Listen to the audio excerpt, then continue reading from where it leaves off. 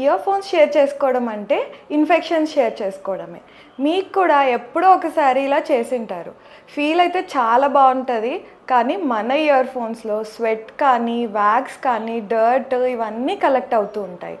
ఆ wax bacteria and fungus నుండి protection ఇస్తుంది.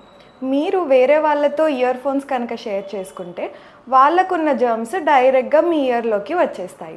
దీనివల్ల ఇచ్చింగ్ కానీ ఇరిటేషన్ ఇవన్నీ స్టార్ట్ అయ్యే ఛాన్సెస్ ఉంటాయి.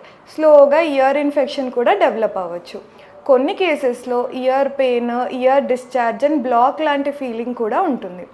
యాజ్ ఎన్ ఈఎన్టీ డాక్టర్ నేను చాలా కేసెస్ ఇలా చూస్తుంటాను. జస్ట్ ఇయర్ ఫోన్స్ అనేవి షేర్ చేసుకోవడం వల్ల ప్రాబ్లమ్స్ వచ్చినవి.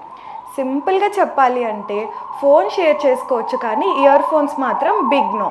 Protect your loved ones. In case if you want to share earphones, follow these simple tips.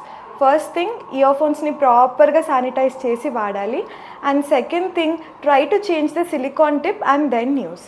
మీ ఫ్రెండ్స్లో కూడా ఈ హ్యాబిట్ ఉన్న వాళ్ళు ఉంటే తప్పకుండా ఈ రీల్ని వాళ్ళతో షేర్ చేయండి అండ్ అవేర్నెస్ని స్ప్రెడ్ చేయండి.